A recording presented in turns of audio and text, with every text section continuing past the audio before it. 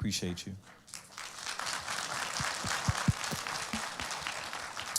And then, last but not least, we have Dr. Patricia Lyons, a clinical consultant at Lyons Counseling and Consultation Services, LLC.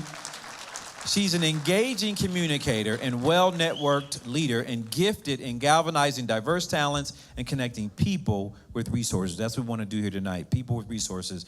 As a passionate public health policy scientist, Dr. Lyons has dedicated her life to diversity, equity, and inclusion. Let me say that again. Dedicated her life to diversity, equity, and inclusion in the healthcare space, fighting the environmental and social determinants of health disparities. So welcome, give all of our guests a round of applause.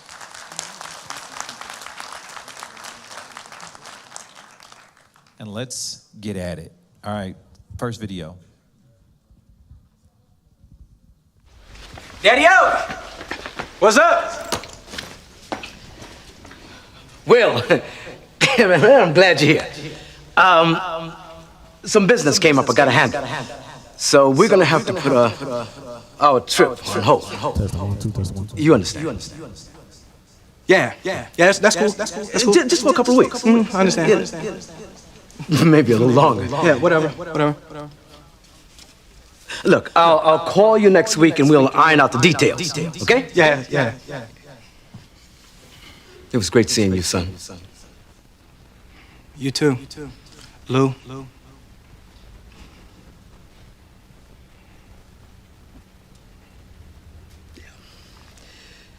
Yeah,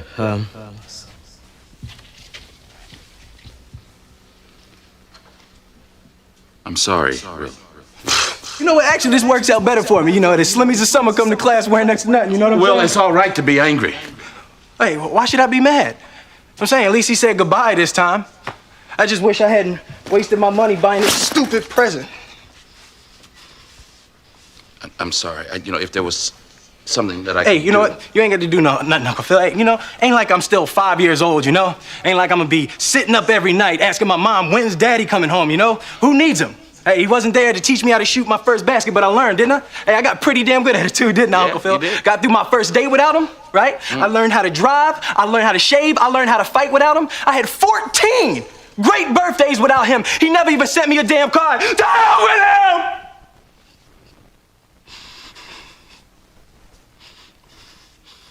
I ain't need him then and I don't need him now. Will. Nah, you know what, Uncle Phil? I'm gonna get through college without him. I'm gonna get a great job without him. I'm gonna marry me a beautiful honey, and I'm gonna have me a whole bunch of kids. I'm gonna be a better father than he ever was. And I sure as hell don't need him for that, because ain't a damn thing he could ever teach me about how to love my kids.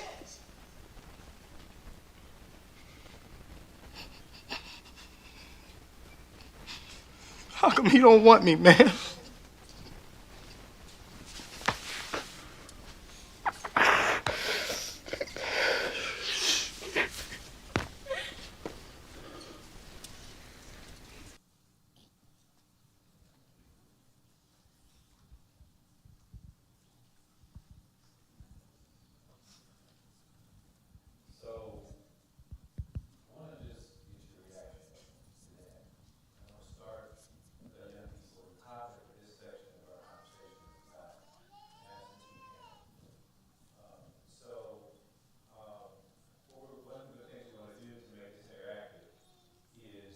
Sometimes I'll throw out a question, and I want everyone to scan the QR code, and then you can basically vote, or you can answer the question. So for the audience, while my young people are thinking about their reaction to that, I want to just start with the audience and what your thoughts are. We're going to do a word cloud, and I want to just get your authentic, real reaction. If that feels familiar, if it doesn't feel familiar, it's not about pointing the finger. It's really about understanding. Do you understand this? The impact of an absent parent. And so go ahead and get out your phones, scan the QR code. Am I saying this right, everybody? Am I doing this right? Make sure I'm not telling them wrong. Okay, great. Okay, thank you. So scan it, and then we'll have the word cloud come up. But while they're doing that, Robert, I'm gonna start with you. Why don't you start? Give me your reaction to that. Is it on? Yeah, it should be on. Okay, so An absent parent can very affect a child's growth and like how he sees the world and how he's wanted, if he feels wanted. So my reaction is that he needs like another figure in his life, and he had his uncle, but that didn't really help. He's still going through his emotions, and I think, it's good to go through your emotions, and then you just gotta find a good outlet to like keep letting your emotions out, because that one emotion is not gonna stop. Like, you're gonna keep thinking about it.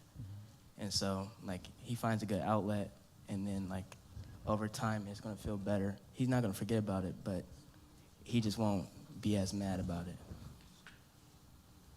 Okay. Ja?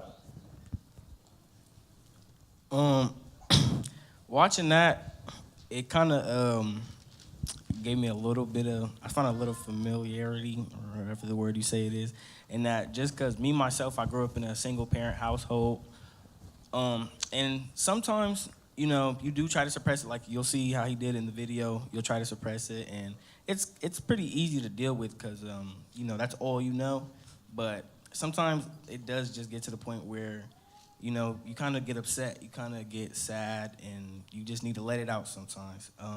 Because growing up with one parent in the household, whether it's your mom or your dad, like that definitely affected me a lot in different ways, even the things that I didn't know until I got older. Like I wasn't able to do sports when I was younger because my mom was always at work, so I didn't have anybody to take me to and from practice and whatnot. And that like separated me from your average kids that all knew each other from, I played basketball with him, I played football with him, and all sorts of things that I wasn't able to be a part of when I was younger. So when I was younger, I did feel a little bit left out because I wasn't able to have the same opportunities as others. But as I got older, I just kind of found where I fit in by being myself, and people took a liking to it, and that's what I did to cope with that. So I would just say, just my advice to anybody that's going through something like this or feeling something like that, just find something that you can put your energy towards and forgive. You have to be able to forgive, definitely. That's deep. Ania? Good. Anaya? I'm gonna get it, I promise. Okay. This is the scene was relatable to me mostly. I was also in a single parent home, but instead of me, dreading on it and keep on going through the same thing over and over again and letting it stop me from like all the opportunities that was coming my way, I decided to turn it around, and that's why I'm on the stage right now today. So my advice to you guys is to turn it around. Don't let nothing stop you, even if it's family or at home situations. At the end of the day, it's your pathway, it's your success.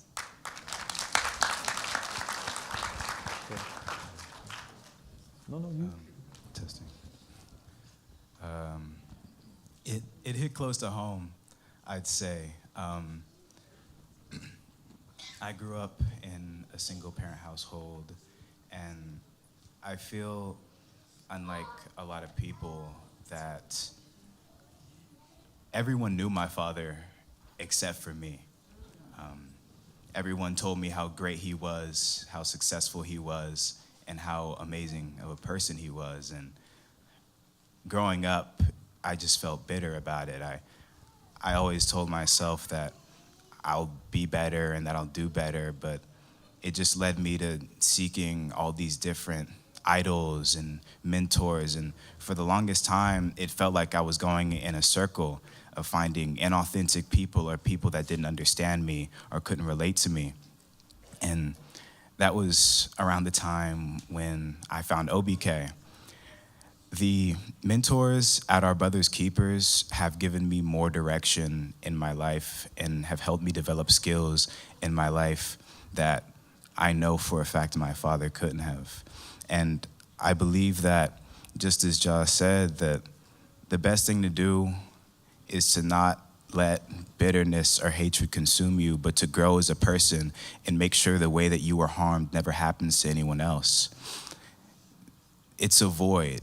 Growing up without a parent, there's a void in your heart, and I believe that mentors, role models, they're the only thing that can help you supplement yourself and grow and close that void. I feel like, give me a round of applause. Well, I'm going to tell you, all four of you are far more advanced than I was when I lost a parent, because I have to be honest with you. I wasn't as sophisticated as the four of you are in being so positive and thinking about it. And I will tell you, at the time, I kind of did the things you all did, but I've learned that those things, the absence of that parent, did affect me in a certain way.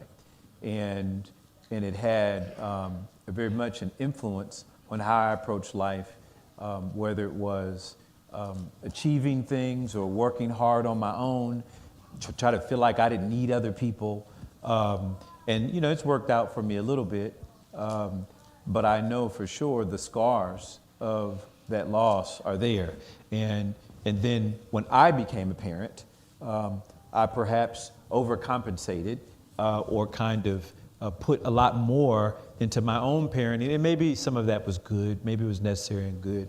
But so as we turn to our professionals here, and then I certainly want to open up to our audience a little bit, but as we turn to our professionals, I'm absolutely certain this is not the first time you've heard this conversation about young people and the impact, or even from adults, quite frankly. And so maybe for the young people in the audience, and do we have the Mentimeter? So I see some of the words on there. I see words like angry. This video made them feel angry, disappointed, sad. Well, I can't see it now. I'll take it out the way. That's too far for me. I can't see that far. But I think a lot of the typical words, and so our Dr. Lyons, Dr. Maria, I think you both see those, and I really want you to comment. And then I want to turn to maybe Yavis Ellis or Terry Green or DJ, and maybe you got a young person out there that might want to make a comment about their reaction to seeing something like that. Are we overreacting by focusing on parents? I say to Dr. Maria, in my neighborhood growing up, it was one father. It was one house that had a dad in it, one, and I remember. And that he was a police officer, and but other than that, no dads, all moms. And so how much do you see of that today in the people you talk to, but also how much do you see it in the adults that you interact with, where the scar tissue still exists and it probably perhaps affects their navigation through life? Well, first of all, let me say, let's give a round of applause again to the answers that we have had. I think one of the things that I want to say to all young people, that it is not a Nike commercial. You just can't do it, right? And so we need to really understand that message that's coming from your colleagues, because for some of us, it is hard, right? It is very difficult, and we have to own that part of ourselves too, along with while we're trying to do it. And so if it doesn't resonate with you, it is okay that it doesn't resonate with you, right? Because it's not a one size fit all. And for my parents in the audience, I will say to you two things I will leave you with. One, you can't be two parents. You can only be one, because some of our young people hear this all the time. I'm your mom and your dad. No, you're one or the other, but you can't be both. And it's okay to be in those spaces, because as Commissioner Boyce said, we end up overcompensating and causing more problems than what you thought you were addressing. But the other thing I want to tell parents too is to lean into the discomfort that you might be feeling and assume the innocence about the process, that everything you are trying to do for your young one, that you are continually to do it in those intentional manners to affirm them, no matter who is there. And for the mentors who are out there supporting the parents, keep doing that good job, because that's what they need. Thank you. And I also want to thank Commissioner Boyce for this opportunity and just for this space that we have here today. I don't take these opportunities for granted. I grew up on Fairwood and Livingston, and so I say that to say that I come from the community, and so these conversations are so important because we didn't have those back then. And if I'm being very transparent, my initial reaction to that video, which I've seen before, I became emotional, almost teary-eyed. I grew up with a father, a wonderful father, and he passed 7 years ago. And so that was difficult for me to see because my heart hurt for those individuals who did not know the love of a father. So there's a lot of, it's complex, right? When we look at fatherhood, there's no other kind of love or relationship when you think about a father, whether it's to a young boy or to a young girl. And so I just want to validate the feelings that some of you may have maybe experienced early on or are currently experiencing now, because it's real. As a young person, our brains are not fully developed yet, so it's hard to understand maybe why a parent is not present, right? So a lot of times for young people, what happens is we internalize it, right? We make it seem like, what is wrong with me that he won't stay? What could I have done differently, right, to keep my parents together? And I just want you to hear my voice today and hear that you are not responsible. It is not your fault. And so if you can think about it in a way that externalizes it, adulthood is real hard, y'all. It's real hard. And so there may be a lot of different reasons why an adult parent can't be present. It's not to let them off the hook, but if we can start to adapt some of that different type of thinking and perspective, we can gain a little bit of empathy for that parent that either chose to not be present or had to be away. So I would encourage you all, and I appreciate all of you young people here on the stage for your resiliency. And I want you to know that if you are not there, that's okay too, right? It's a part of the process and it's a part of the journey, and your feelings are real.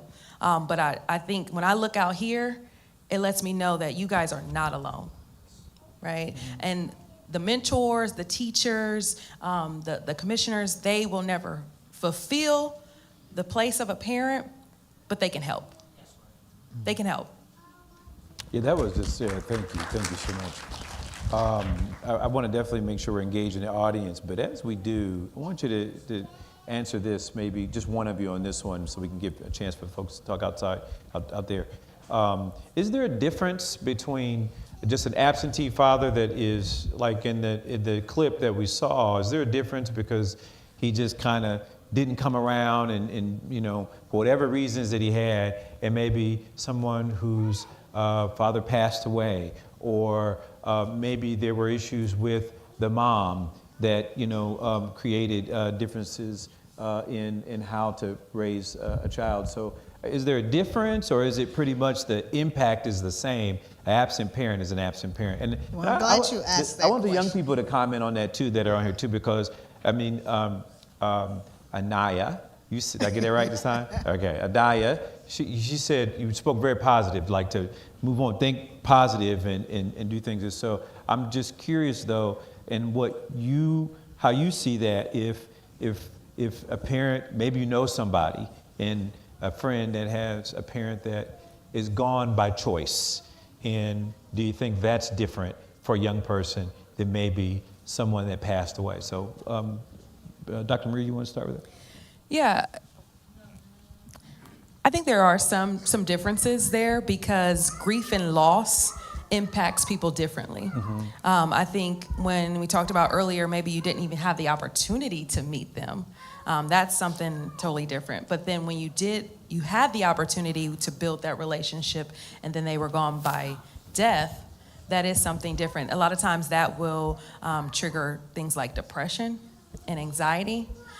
When it's by choice, or a lot of times when there's not enough information. And I would encourage parents to talk with their child appropriately, but you know, if they are struggling with some things, maybe sharing that so that the youth, they don't make up their own narrative. And I think that's a lot of time what happens. And so when you make up that own narrative, or there's silence, because there's power in silence, and then that can induce anger or acting out behaviors and other things of that nature. But I did want to just say that the idea of the father or the man not being in the home is historic, right? We've seen it throughout history.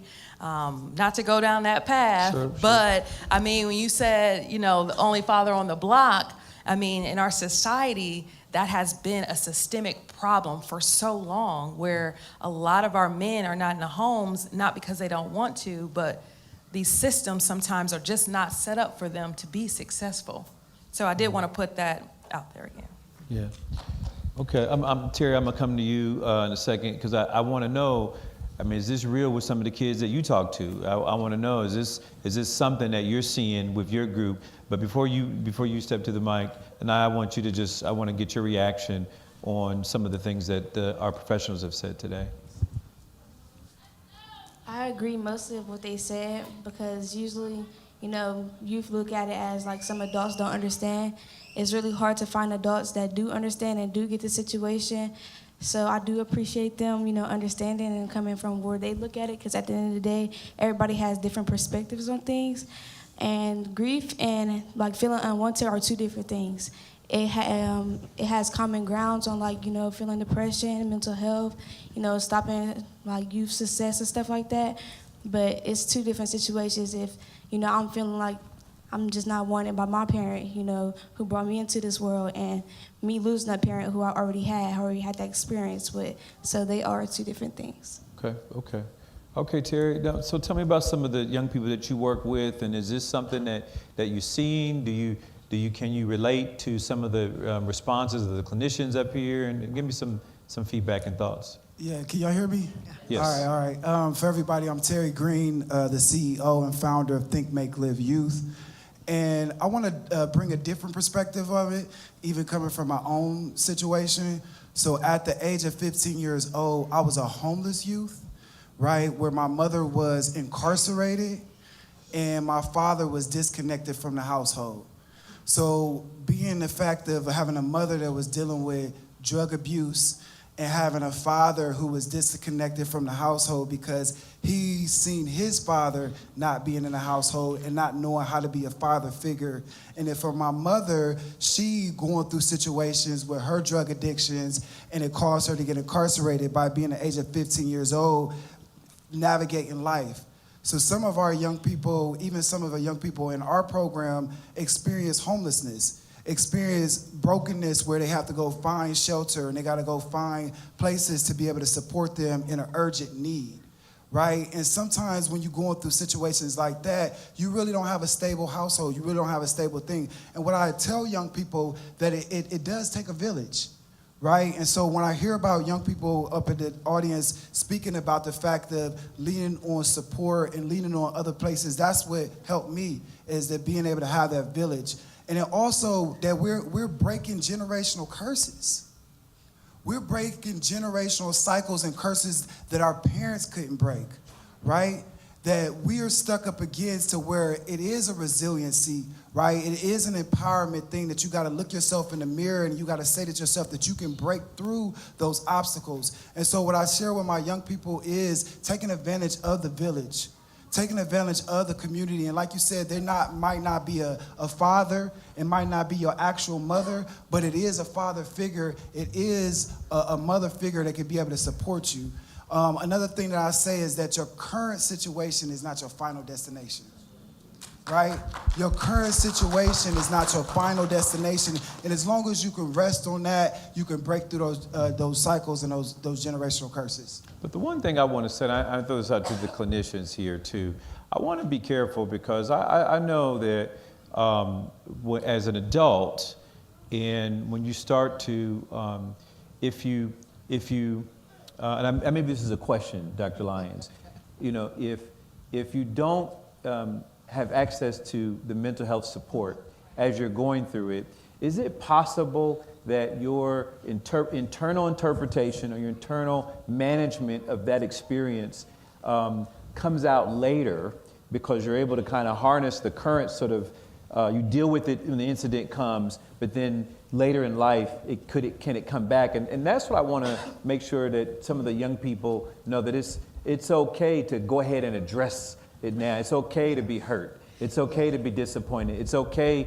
to say, I need help or need support right now. And it's so, and to talk about how those things affect you right now, whether it's good or bad. Absolutely, but one of the things that I Doc, want to make sure you say speak up to to that mic. our young people is that it is okay to not be okay, but I also want to say to the community, you need to show up in order for me to not be okay. And so it is one of those things that we have to really take some ownership with, right? We can't keep telling young people what to do. We need to show up so that they can have a safe place to do it. And so if I don't understand what's happening to me and I don't have anyone that I can connect to that I think I can, where else is it that the community is making it safe for me? So how are we showing up to allow the vulnerability to say, I'm not okay?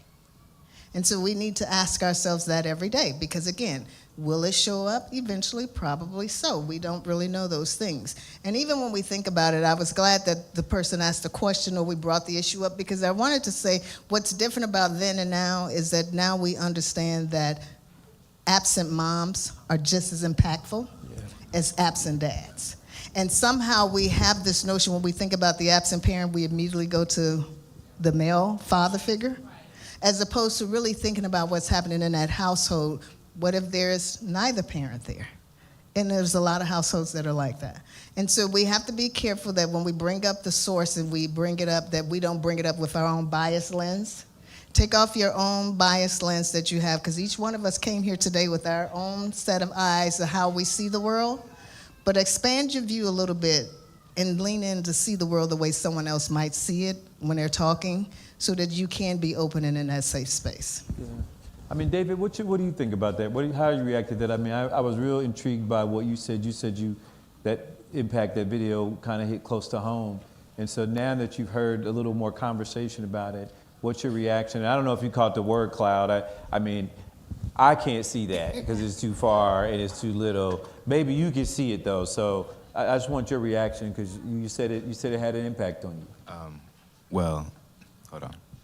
Well, I've been mostly looking back here, because, but. Oh, that's much better. Yeah. Sad, heartbreaking, disappointed. There's a strong difference between not having a parent at all and having one walk out on you, you know? And from that video, I said it hit close to home because just that line at the end of, why doesn't he want me? Like that's real. I've asked myself that question a lot growing up, and it kind of forced me to always overachieve and do things that sometimes I wasn't even passionate about, but do it in such a way that I always wanted to be the best. It made me a lot more competitive. It made me a lot more it made me put myself out there a lot more. And I feel that after finding proper mentors, that I'm on the path that I want to be. I'm going where I want to go, and I believe that at this point in my life, it's unreasonable for me to not achieve my dreams and be successful in what I'm doing. I'm really glad you said that, and I mean, you're so impressive. All four of you are amazing, honestly. Dr. Marie, I want to get your reaction to that because I feel like there's something here about, because I feel like I went through this, you know, where you have this traumatic experience, however you define that, and so as a way to deal with it, you achieve, you work hard, and you sort of cover yourself with things, you know, and energy, and you place that. And I'm curious, is that, you know, that's probably the positive side of it because there's positive outcomes to working hard, getting good grades, and so forth and so on, versus the opposite. But talk about that from a clinical standpoint. I mean, how would you, is there a way that you would talk to a young person that maybe is, there's trauma there, and that's their way of doing it. It's positive, but there's still their underlying trauma. Yeah, I mean, we would call that resiliency, right? They're being very resilient to do things, to try to better themselves and, you know, look towards the future and be positive. But if we were in the room, you know, and we were chatting, I would probably dig a little bit deeper because I would ask the questions, you know, you're doing all of this, is it to avoid something, right? Is it to kind of overcompensate? Are you trying to get somebody's attention by doing these things? Now, distraction is a good coping skill. Right? Sometimes you can do things just to distract yourself, maybe in the moment, so you can kind of calm down, or you know, you can start to think about something else. And so that is okay. But I become concerned when you are distracting yourself so much from the real issue. And I think you kind of started to touch on it earlier, that if there's some underlining things that are not being addressed, unfortunately, they will manifest and you will see them later in life. A lot of the adults that I work with, we have to go back and we do a lot of work on their childhood experiences, right? Because especially, you know, as youth today, we're busy. We're trying to accomplish the next thing, right? What's the next thing I need to do? Yeah. And so we don't take the time to slow down and process, acknowledge, and appreciate our feelings, what we're going through, and also to maybe even heal from that. So I would just ask the question, are you doing those things truly because you want to do those things, or are you doing those things to cover up things you don't want people to see or know? I want everybody here, the young people, to take note of those things, because we all react in different ways to different circumstances, but at the end of the day, the circumstance that happened. And getting at that is what we want to do more to address. And so thank you for those comments. Let's keep it moving, because we've got about 45 minutes, and I want to make sure we're give a lot of time for any questions from the audience, so we have the dialogue. So we're going to go to the talk a little bit about cyberbullying and the impact, Dr. Chapman, of cyberbullying. Put the Mother's Love and Suicide video up. Is this the long one? It's a long one. Okay, this is going to be a little bit a minute, but I want you to see the whole thing, because Mother's love is the strongest love. The hate of those enemies overpowered me. Bullied. She says she was relentlessly bullied by her schoolmates. She's like, Mommy, I need them to accept me. To death. Tell me about the Saturday that this happened. I just started screaming her name. I'm not understanding what's happening in this moment because I never expected this.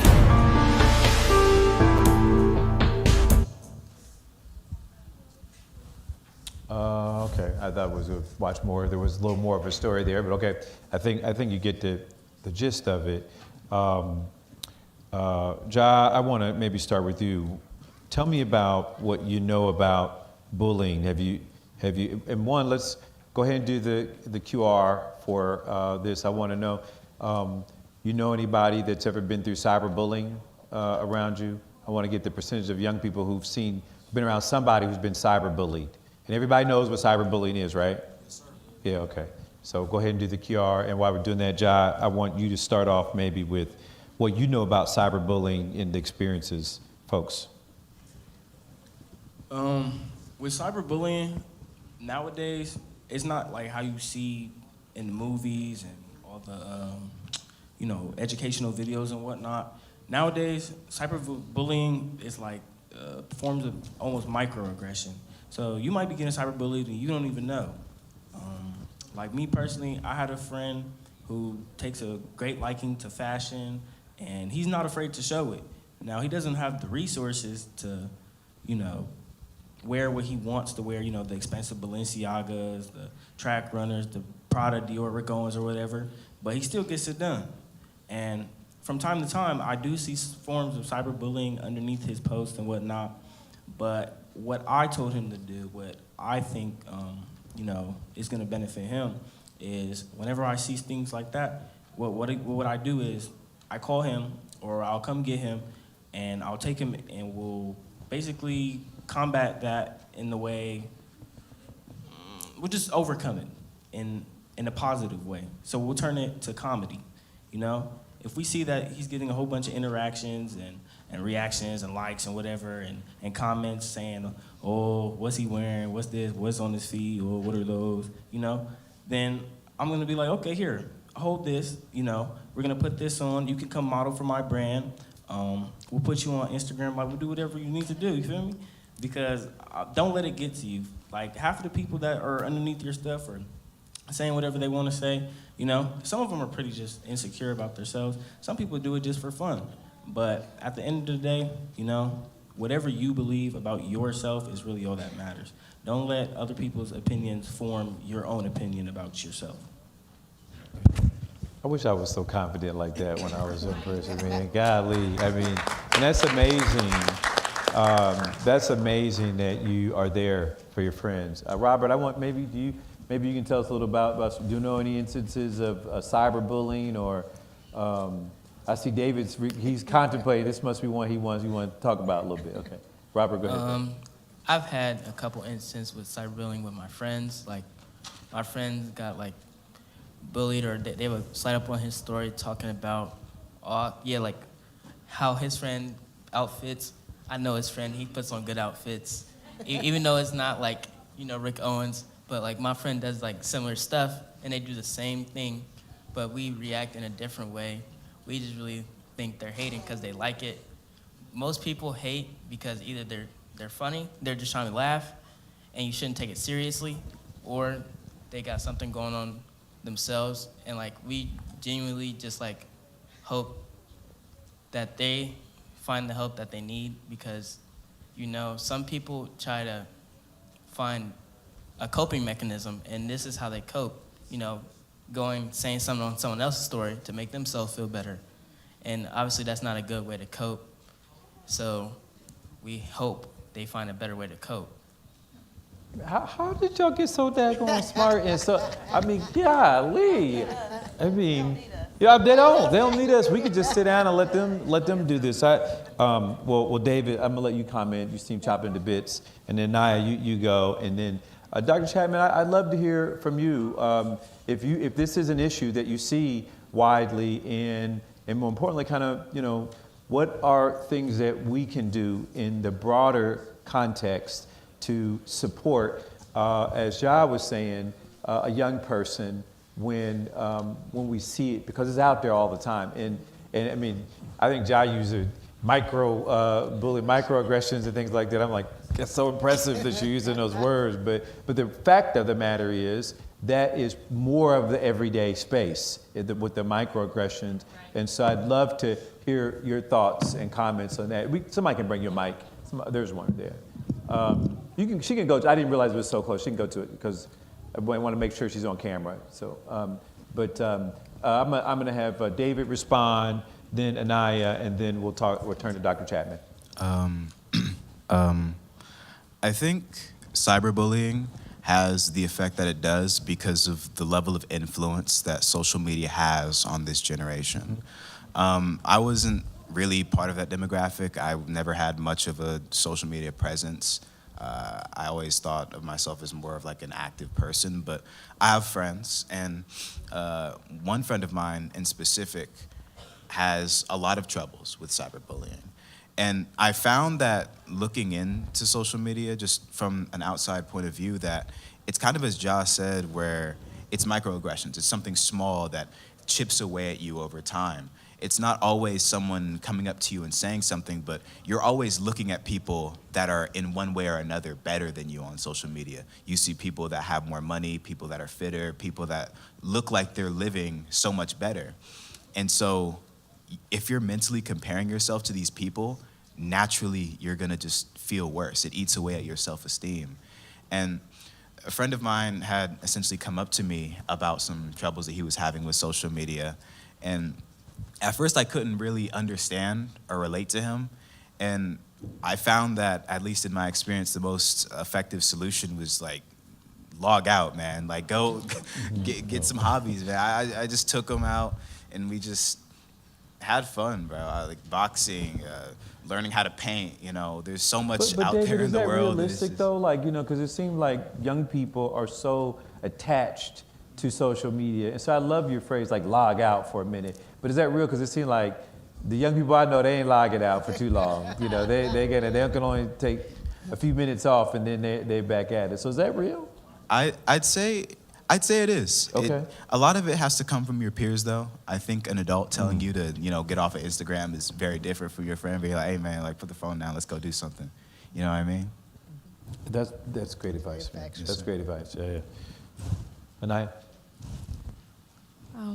I never had a friend that was cyberbullied, but when I was in middle school, I was very known and stuff like that, but I wasn't the type of girl to keep her hair done or to have girly clothes on and stuff like that. I was never a girly girl. I was always just myself. I always standed out. So, people will say stuff to me like, why you not matching or why you don't got this on, but I always kept true to myself. Like, if you experience this or anything like that, just stay true to yourself. Keep your identity true to yourself, because I always, I don't change for opinions or how people see me or anything like that, and that's why I stand out right now. I'm very true to myself. I choose my own identity. I choose my pathway. I choose how I'm going to do things. Nobody's going to change me, and that's how you stand out. And I just want to tell you, if you're going through this, keep on pushing, keep being yourself, and don't let this stop you. So before we go to Dr. Chapman, I want one of the clinicians to just respond and react to that as the results of the Mentimeter come up. Because is this real? Because I know for myself, I'm not very social media active. I'm on social media, but I always see it as this alternative universe, and so, but I also recognize that young people are it's a far more real world, and the implications of the communication on social media are taken very seriously. Well, yeah, I would say so. And I would also say, though, when we think about social media, it's not just young people, right? And so bullying just doesn't fall out the air. It doesn't. And so when we think about the social media and the components of it, we also have to think about what that means and what it looks like. Back before, everybody wanted to have a like. They wanted to have how many likes I have. That determines how popular I am. And all of these things that get intertwined in the psychic.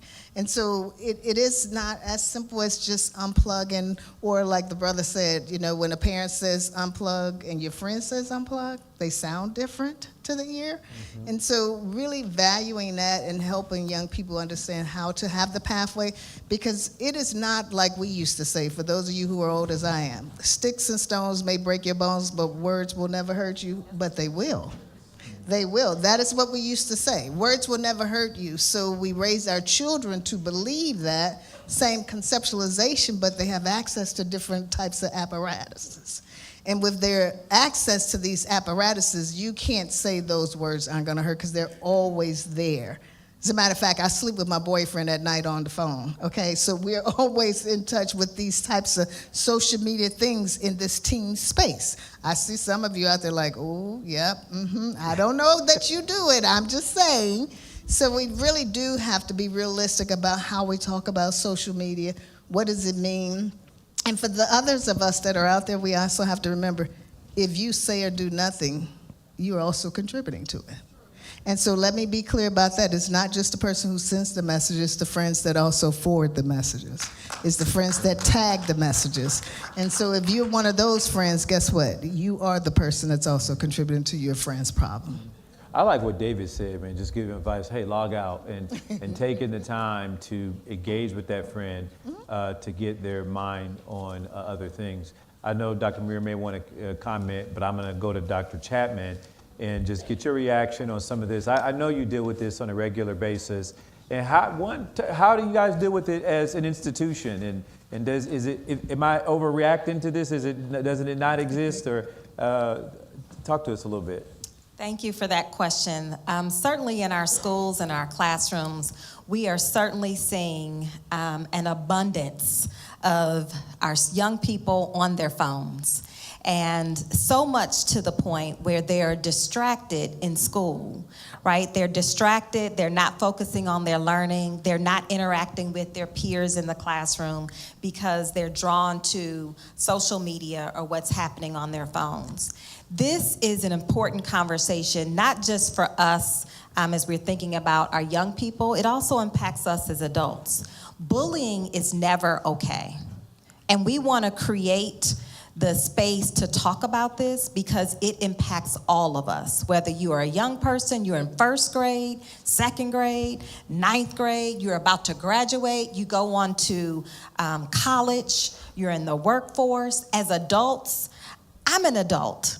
There's probably social media bullying out there too, right? Someone making a comment about work that we're doing and it's not positive, any of those negative comments. And so certainly we want to be thinking about how can we mitigate that or create barriers so that we are not impacted by any of the negative influences. To our young people, I would certainly say encourage you to just have a balance. We know just saying put the phones down altogether, you're not gonna hear that, right? But certainly, let's think about balance. Let's think about what could we do instead of engaging in social media? What could we do with our peers in school? What could we do positive behaviors? What could we do that's focused on our goals? What could we do that's focused on your hopes and dreams and aspiration? Maybe it's a passion. Maybe it's a talent. Some of our students today talked about being mentored. Maybe it's you mentoring another student, right? And so let's just think about how we can channel our energy in another way so we're not giving all of our energy to social media, particularly when it's negative. And that's another coping strategy that we all need to have and recognize that when the energy is not right, we gotta walk away. Whether you're in a conversation, you're on a phone call, you're in a social media, you're in a chat, you're in a conversation at the lunchroom table. If the energy is not right, if it does not feel good to you, if it does not feel good to your spirit, you have to be able to walk away and say, that's not for me. I don't have time for that. And so I just implore all of our young people to be thinking about when it's time for you to say, you have the agency, you have the choice and the discretion to say, when it's time for me to put the phone down, when it's time for me to walk away, when it's time for me to say no, when it's time for me to say, this isn't for me, this doesn't work for me. And so I encourage them to do that. And I also want to leave another tip for our young people. Anyone who's connected to Columbus City Schools, if you are aware of someone being bullied, you are being bullied, or you hear it, you are hearing someone talking about it, we have a tip line that's 24 hours a day where you can report instances of bullying. And so I just want to leave that number with them. It is called the Safer Together Hotline. It's 844-SAFER-OH. 844-SAFER-OH. And I just want to remind you, bullying is never okay. Adults, students, student to student, adult to student, parent to student, anyone, bullying is never okay. And we have the agency and I want to employ you to really say no to bullying and no and standing up when the energy is not right and walking away.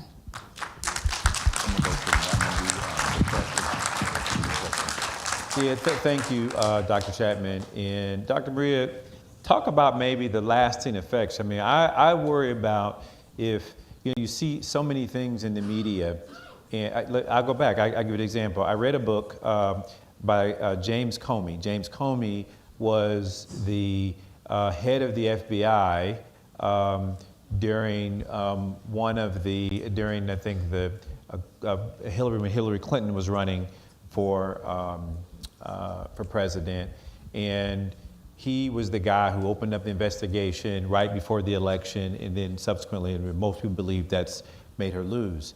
But I read his book because I was curious, and one of the things that he talked about, and he's the head of the FBI, he said that he was bullied as a kid, and he talked about it in this book in the form of how it's turned into his legal life to go after people that he feels like are bullies. I mean, this is in his book. He's saying, James Comey is 6'8" or something, and he said that he was always big and awkward and got bullied by everybody, couldn't play basketball. And so he said when he became a lawyer, he took a certain kind of approach, and it was almost going after people who he saw as kind of bullies. And so I just want to talk about the lasting effect of those kinds of incidences that Dr. Chapman, Dr. Lyons, some of the young people talked about. And the reason why I want you to talk about it, because again, it gets to this conversation about asking for help, and about it's okay to not be okay. It's okay to talk to an adult, to talk to a friend, to share and open up and dig into it, because if you don't, perhaps the scar could be much deeper than you think and have much more bigger implications as you get a little older. Yeah, so one thing I want to point out is that the research tells us that girls are 4 times more likely to be bullied than boys. Let that sink in. But I also question that research because I wonder if the boys are not reporting the fact that they're being bullied. And I think today in our world, it's not always what we see on the movies where, you know, it's this school bully that's kind of bullying everybody going around. It's actually the people that's in your circle, right? It's people kind of close in your networks that I'm seeing and I'm experiencing where you think that they're your friends, but they're calling you names. Or as females, they're calling you the B word, and all these other microaggressions. But it's these little things. And so, as a young person, I've been there, middle school, high school. You're trying to figure out who you are, right? You're trying to figure out your identity. Am I an athlete, right? Am I into fashion? Am I into the arts? Who am I? And as a young person, you're oftentimes heavily influenced by your peers and your social network. So when you hear adults say you are who you hang out with, that's real. Because if you find yourself in the groups of kids that are skipping school, you will become that. That will become your identity. So as you're exploring and you're testing things out, I encourage you to do those things, but understand that these different identities that you're taking on now, they will show up later. And when you talk about the lasting impact, so you may find yourself feeling a certain way about yourself. And so when that happens, it impacts the way you see the world. It impacts how you see relationships with other people, and it impacts how you see yourself. So if you were bullied or your friends were saying, you lame, whatever, and you just kept taking it and you kept laughing it off, those things stay with you. Energy stays within unless you do something to exert it out, right? So if you are holding that in and you never addressed it, you never advocated for yourself, when you become adult or a little bit older, when people say you deserve, you're like, nah, I don't deserve that. Nah, I'm not gonna go after that, because it has gotten into your mind that you are not good enough. So those lasting effects could keep you from being truly successful if you don't know who you are. So just be very careful about who's around you and the messages that you're taking in. And if you are taking in and hearing those negative messages, they might be in your own home. So you have to counteract, and you have to put yourself in other environments and spaces that feed into you more positively, so you can identify who you are and who you want to be. Doc, you said something that I want to come back to. You said that boys are less likely to report, much likely to report. I'm curious to the young people up on stage. Do you agree with that? Do you think that's true? Do you think boys are less likely to go to someone? They ain't saying that.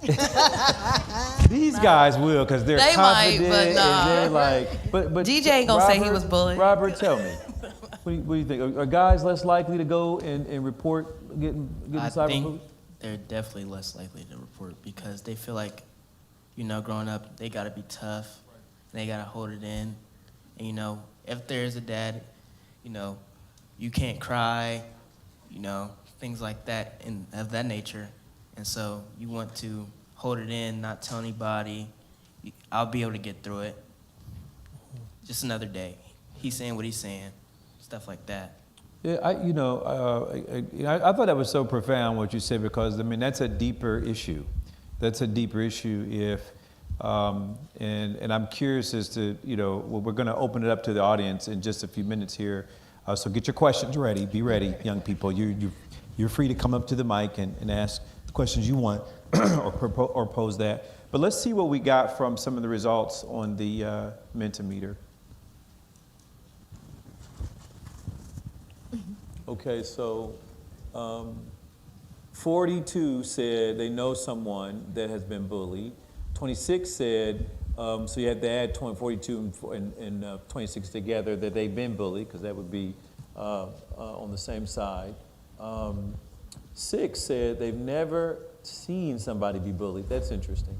And 7 said, I have bullied someone. That's interesting too. I was thinking about that too at school. I was like, did I get bullied or was I the bully? Sometimes you can be both. I think I was.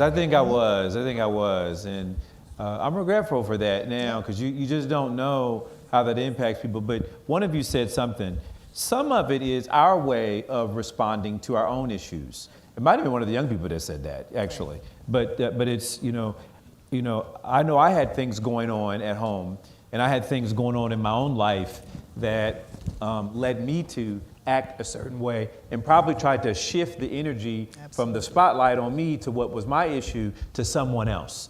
And that's somewhat of a crisis. That's somewhat, for a young person who doesn't know how to deal with that angst about whatever is happening, you react, and your way is to shift. Don't look at me, look at that person. Let's laugh over there, and let's talk about that person so it's not on me. And it just creates a cycle. And so it really does. And one of the things that we have to really be thoughtful about and mindful when we think about this issue is that the reason why the participation is because I'm afraid that they're going to come to me. And so people will participate and they will do those things. But also what you brought out too, Commissioner Boyce, is that, adults, when you can't deal with what's happening with you, you're doing it to your children, and they in turn are doing it to their peers. And so we also have to stop that pathological way of expressing when I'm uncomfortable with what's happening, and so I'm projecting onto my child. They then learn how to project onto other people, and that's how it gets started. It's not like I say, go say this to someone, but I show it and demonstrate, and then that's how they learn, and they in turn interpret that. And so there's a lot of things to unpack when we think about bullying. I do want to just say thank you to the 7 who said that they have bullied before, because that's powerful. That is powerful, and we cannot ignore that. And so whoever you are, wherever you're sitting, that's very powerful, because we can do something with that. And thank you. Yeah.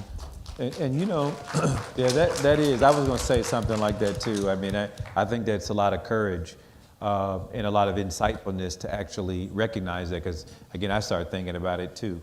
So we got just a few more minutes, and so at 7:45, we're going to go right to just audience questions. So we got about just a little less than 6 minutes to talk about this next issue, which I think most people can relate to, which is depression, and the implication of risky behavior and identifying depression in ourselves, in our friends, in the community in general. And so, and some of it's in acting out. And let's go to the AT&T girl, and I want to just get your reaction. We'll start with Anaya. Mama, please! Stop saying I'm your dad, you ain't going. No, yes, I am! Please! Please! Please! Please!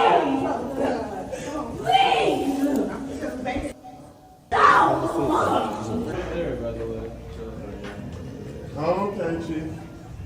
Uh-oh. Yeah. And why I chose that video is because, again, it's really depression. What I've learned is takes shape in different forms, and often, particularly as a young person, we don't really know what those forms are at the time. They're just feelings and emotions, but you may not realize that they're connected to depression, and maybe feeling unseen, unheard, unrecognized. And so let's start with our young people. Quick answers about your reaction to that video, and just do you have friends that you think may have struggled with some depression, and as a result have deployed risky behaviors? Anaya, I'll go with you. I want to start off by saying I saw the video and I saw the comments and stuff like that, but nobody really knows what that little girl was going through. Nobody knows what was going through her mind in that moment or what's going on in that household specifically. But I can speak on depression. It did stop me in my first few years of high school, but as you can see, I have turned it around. But I'm not going to say the road is easy. I'm not saying like it can just be like wiped over or we could just turn it around easily. It was a hard road, but I opened up and I asked for help and I turned it around. So depression's not easy, but you're going to get through it. Don't say you can't do it or you just don't have the help. Oh, seek that help, get through it, you got it. So, yeah. Yeah, that's powerful. I'm telling you, at that age, I didn't know what was going on. Yeah, thank you. Ja? I'm gonna just say what everybody's thinking when they first watched that video. She need a whooping. Right? Now, since we're on the topic of depression and whatnot, you know, it might be just I was not thinking that. It might be a little bit deeper than, you know, the first instinct, she need a whooping. And, you know, sometimes it is harder for people to talk about stuff like that, especially to their parents and whatnot. So what you'll see is the event of a crash out is what people my age like to call it. Mm-hmm. Like, myself, I have a friend, and I sometimes tend to see him look like he's a little sad sometimes because it look like he don't really know what he wants to do with his life. So what he'll do is he'll turn to social media. He see, oh, everybody's rapping, everybody's doing this, selling this, doing that, and that's what the lifestyle that he says he wants to live. And I'll just have to, you know, I'm just like, you know, we don't have to do that. We can go do this. We can sell some clothes. We can cut some hair. We can do whatever. We can learn how to do something. But to make it short and sweet, my best advice about it is if you are going through something or if you know somebody that's going through something, go to God about it. Okay. Robert, David? And then Ms. Davenport, I'm gonna go to you. I'd love to hear from you or, you know, your reactions to, and maybe get some of your students ready to ask their questions too. We'll start out there. My first reaction to the video was like, we don't know what that phone could be to her. Like, for example, that could have been her coping mechanism. Like, she could have used her phone to talk to her friends to cope, and she's losing that cell phone service, so now she's not gonna be able to communicate with her friends when she needs help. And she could be, as Josh said, crashing out about it. But for like depression, I would say like, you see your friends, you see them down, you need to say something, do something to help. Because if you don't say something, as you say, you're part of the problem. So you need to be the person that steps up for them, to help them, go to somebody. I see that he's down, can you help me help him? You know, maybe you don't have the resources, but someone else does. So you just have to say something. Robert, I feel like I need to get advice from you. Because you smart, man. You smart. I'm serious. I mean, where do these young people come from? Because, I mean, goodness gracious. I feel like we could just let them just do their own conference and convening, and we could just sit around and watch and learn from them. That was outstanding. David? I think everyone in the world views their own life and they go about their own life with an inner scoreboard. There are different things that they can do to gain points and feel like their life is good, and things to lose points and feel like their life is awful. And so I feel like things like depression and other mental ailments can heavily alter your scoreboard. And things like social media doesn't help with that, right? Constantly viewing other people that are living lifestyles that you want, that you believe are victory type of lifestyles, it's like you're losing, you're getting left behind. And so even though I can't relate to her experience completely, I can understand what it's like to feel like you're being left in the dust by others. Man, powerful, just powerful, yeah. Well, before I turn to Ms. Davenport, I want our clinicians to maybe, what are they use the term crashing out.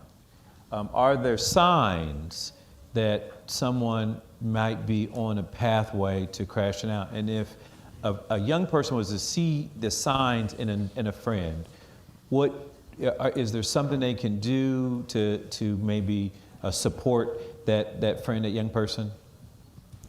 Yeah, signs are crashing out, but it can look like them exploding, to things that were seen fairly minor. So they're kind of reacting where it's very disproportioned, like that was very little. Why are you kind of reacting in that way?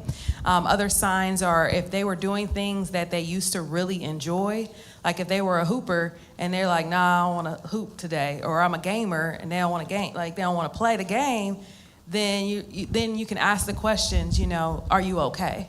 What's going on? Has something happened to you?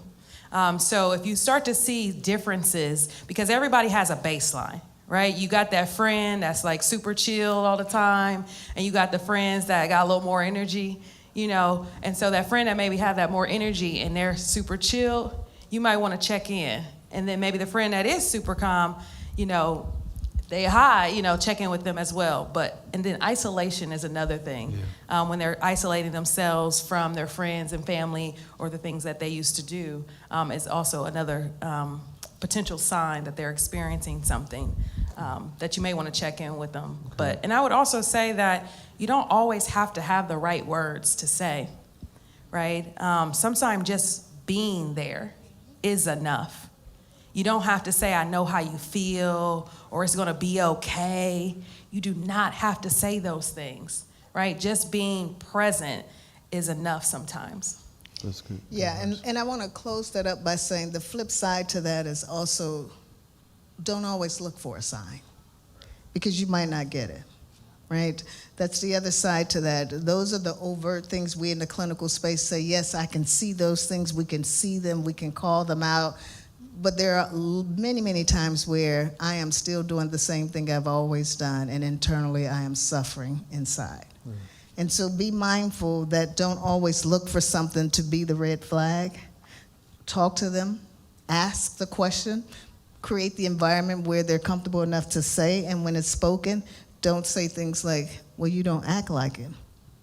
How do I act when I'm depressed? And that's the stigma that gets into mental health that we are trying to undo. So I want to encourage us to be cognizant about it, but you don't have to be the clinician. There's enough of us around, so you don't have to be there. And if you suspect something, it's okay to act on it, to say I was concerned, as opposed to not doing anything. Yeah, so good advice. All right, Ms. Davenport, we'll let you share some comments, and then I want to open it up to you. We've got some time, and I want to hear from the young people. So go ahead and step up to the mics, and we'll get you with your questions. So can you hear me? Okay, there we go. I wanted to go back onto that, which is functioning depression, which a lot of people don't necessarily focus on. They see you continuously doing the same thing and don't realize that internally you're battling with yourself. For the last 3 years, I had functioning depression when I lost my grandmother. And I pretended to be okay for my friends, but deep down, I just wanted somebody to be in the space with me. I have a younger sister who now battles with her mental health. So being there for her, I think how to be there for somebody is very important. So asking them, how can I support you? What best supports you when you're feeling this way, because everybody wants something different. Some people want the physical aspect of things, want you to touch them, want you to console them and hug them. Some people don't like physical touch. I'm not a physical touch type of person. I don't like hugs. I don't like all of that. But I enjoy quality time. So just having someone in the space with me while I decompress. And I think that's important to just, when you're wanting to support someone, just know how to support them, because you can do more damage than good if you don't support them correctly. Thank you for that. All right, young people, it's your turn. Any questions?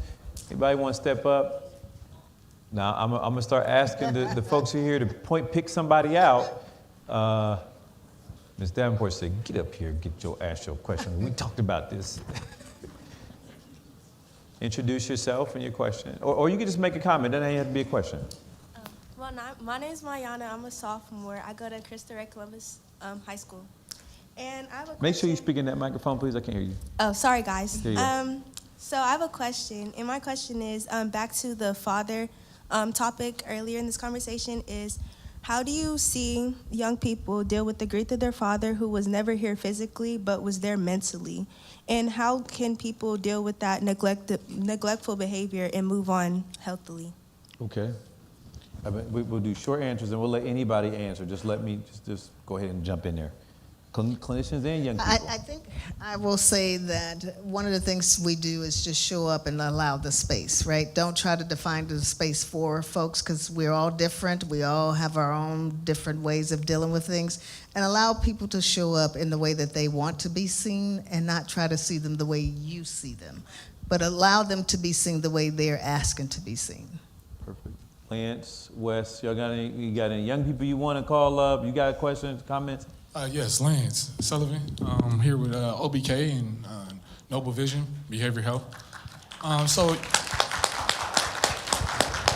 So yes, one thing that I just wanted to say, even when we talk about the cyberbullying, this is all relatively recent and new. When you think about, we're in the schools a lot, and when you think about how bullying is taking place, it's a lot different. We used to stand around and make jokes with each other and huddle up in groups. And then that kind of would pass by over maybe even 10, 15 minutes. You kind of forget about it. But now it's kind of sticks and it grows and it feeds. So when I see a fight break out, that fight might last for you the next 10 years. I see a joke or a comment that happens and that gets shared and it feeds into the depression, right? And so when we see, I ask a lot of youth, how many hours are you spending on social media? And so when we look at the actual hours, they're doing full-time and part-time jobs on social media, but they're actually not getting any money from it. So now kind of points to what David is saying, when we look at you spending 6 hours and where you're getting no return on your investment, right? And then you're looking at all these people at the same time. And now we're dealing with a generation that has I call it like a small emotional bandwidth. So like they don't have right now the ability to have 1,500 people make a comment about them. And to deal with that, I don't think really no one has the bandwidth to handle that. But when we look at it, it looks so different. So I think just continuously making sure that we give real valuable tools that actually are gonna work, because we talk about mental health and what it looks like, but it changes because mental health and physical health is different. We can go and look and say, you 6 foot, you should be in that weight between this and this. But what does it look like when you say mental health and what does depression really look like? So just continuously searching for tools and avenues and being cognizant that things are very much different now and a lot harder, I think, for the younger generation than it was for the older guys like ourselves. Okay. And with young people, Wes, I'd love you to pick out one of the young people to get up there to ask a question. And then I don't know if Yavis or DJ is still here. I can't see out there, but if Yavis or DJ is still here, if you want to pick out one of the young folks, I'd appreciate it. How y'all doing today? Good. Thanks for being here. So I have What's introduce yourself? Your name? My name is Jalen Bro. Okay. I have very high functional depression. I grew up in foster care, so like that's another avenue that most people don't understand. Like, so how I grew up, emotions and vulnerability is a weakness.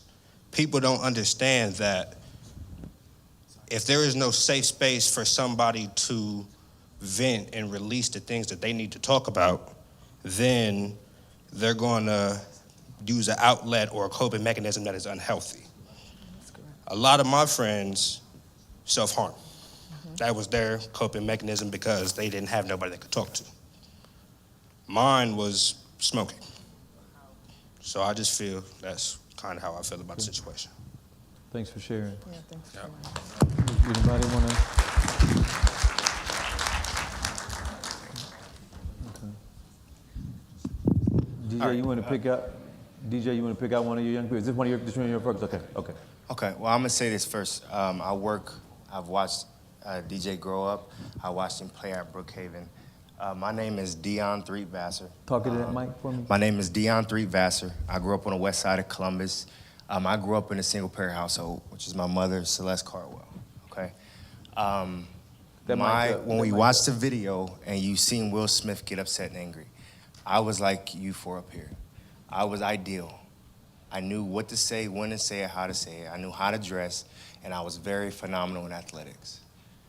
For a while, I allowed my absentee of a father to make me angry.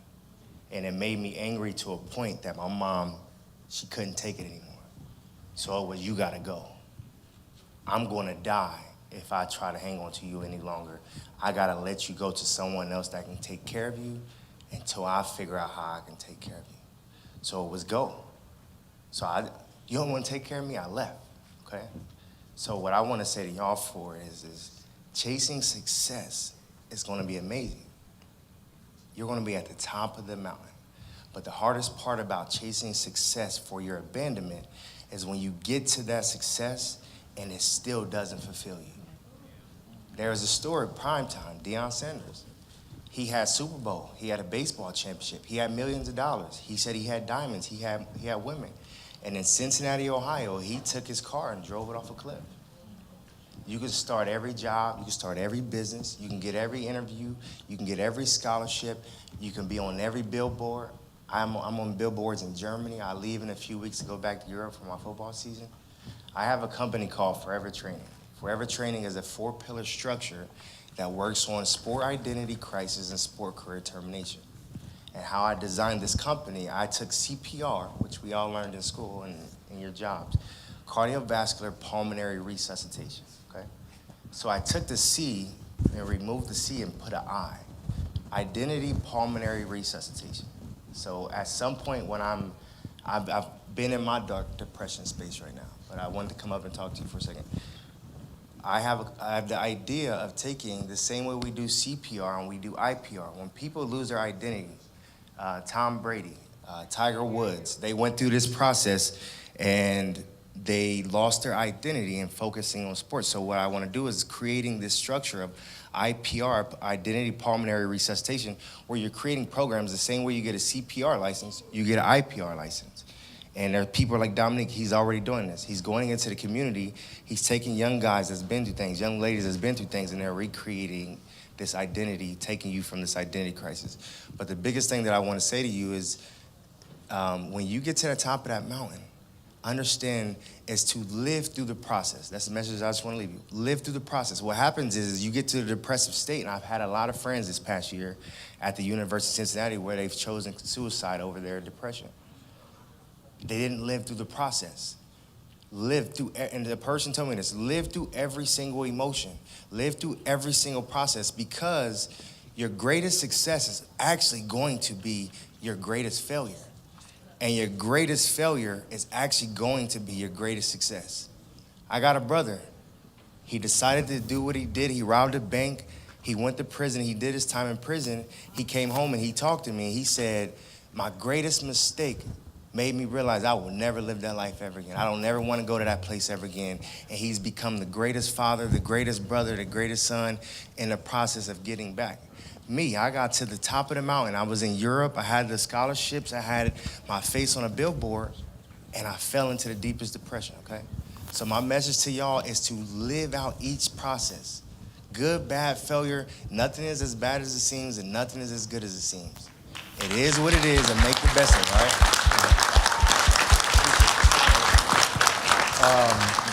I'm sorry, we got like Amen. Negative 30 seconds, but DJ, Amen. you want to say, give us a little closing comment. I want to give you a chance to, I know you're doing great work, man. I don't want to overlook that. I know everybody ready to get out of here. Dominic Jones, program manager, Columbus Urban League, also co-founder of Legacy U. I just proud of all the youth that's here. All the mentors that's here, that got these young people in the building. They shout out to everybody that's here that did that. My personal story too, man, I had 2 boys at 18 years old, and I didn't know how to be a father. you know, and so I was trying to figure out life and try to navigate that, trying to navigate my life, and got to a point where I was in college. I was a Division I athlete, and was ready to take my life. Was highlighting on Sports Center one week, and the next week I'm just feeling down and depressed, etc., and really was trying to find myself, seemingly having it all, but I didn't. And so one of the best things I could do at that specific time was talk to somebody, and I called my mom. I never remember, and my mom feels so bad to this day. I called my mom in that moment. I'm kind of crying. I'm kind of talking to her, and she's like, "Boy, you better suck it up. You better suck that SHIT up, boy. You know." And at the time, it was you know, it was toxic masculinity. It was, I couldn't really cry, right? That's how I was born. You know, that's the household I grew up in, and I had to be tough and strong for a family who didn't have much information, who didn't know any better, and she feels terrible today because she just, you know, displaced my feelings at that specific time. And so I wore this shirt today because literally when I'm asking Cass, "Yo, you good, bro?" Like, I'm really pouring into Cass. This Cass I don't even know. You know what I mean? But it's the kind of silent communication between us as African Americans and our black community. It's okay not to be okay, right? So I give back through sports. And I'm just happy to be here, and I appreciate the opportunity. Yes, sir. Thank you so much. Well, let's start by giving our guests on stage a round of applause and thanking them for sharing some really important words with us today. Yeah. Let me just say on behalf of Franklin County, we're grateful that you have chosen to share, but more importantly, we're grateful for your leadership. Each of you represent not the future leadership of this country, but the current leadership of this country. And I want you to know that this community supports you. And to all of the young people that are here today, in many ways, you could have been in this chair. I know for a fact that there are some brilliant young people in this room. And I want to say to you tonight, whether you got a chance to step up to the mic, whether you got a chance to speak or not, that we want to hear from you. We want you to be heard. We want you to be seen. And we, most importantly, want to support you. To the folks who are watching and all the folks who joined us today, Franklin County is embarking upon an effort to really peel back the layers in mental health and provide a resource for our residents to be able to access, to ensure that they can be the best person that they can be, which makes our community be the best community that it can be. On May the 19th, you push I think you scan that QR code, that's what they were telling me. Scan the QR code. The survey, okay, the survey, and is the location in there too? You want you to do that? Okay, so take the survey for me and let us know how we did. It may not be perfect, but I won't be offended by your feedback, because we want to provide a resource that can be good for this community. So please scan the QR code, give us some feedback. And on May the 19th, we are hosting a citywide convening and conference to continue this dialogue in a much greater way. And I'm hopeful that it doesn't end there. I don't know what we're going to do as a county, but this is what I do know. We're committed to investing in you. We're committed to investing in your future, and most importantly, we're committed to providing a resource to you so that whatever you're facing, whatever challenges you see, there's somewhere for you to turn and know that someone supports you.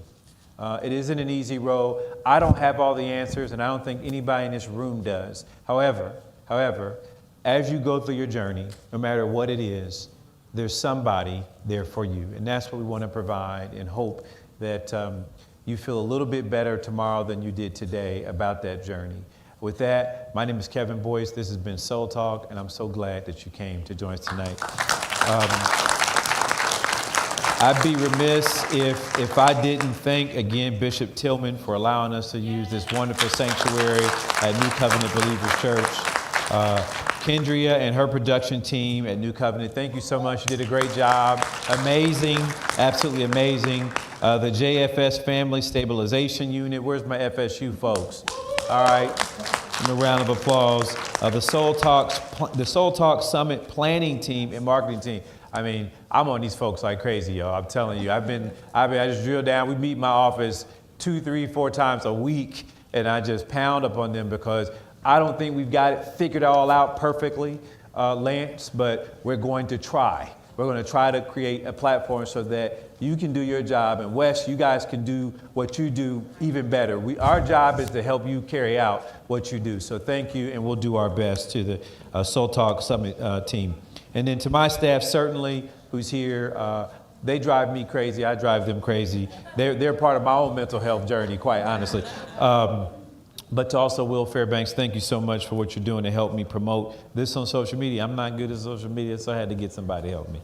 And then finally, on May 19th, come join us at the Columbus Convention Center. We're expecting quite a few people, so you got to hurry up and sign up so you can get your slot. And we're going to have mental health resources available for young people, for seniors, we even have a celebrity panel. I'm excited about that, and some really innovative breakout sessions to create a platform for you. So God bless you all. Go home and study.